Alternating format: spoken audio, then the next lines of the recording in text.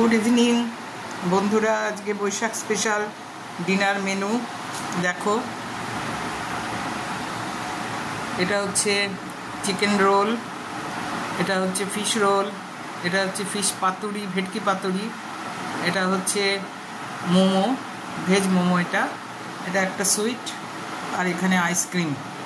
তো এই হচ্ছে আজকের আমার ডিনার আইটেম।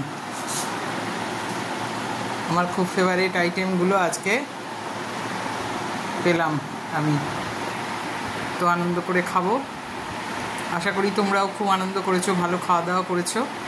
ঠিক আছে, চলো, গুড নাইট।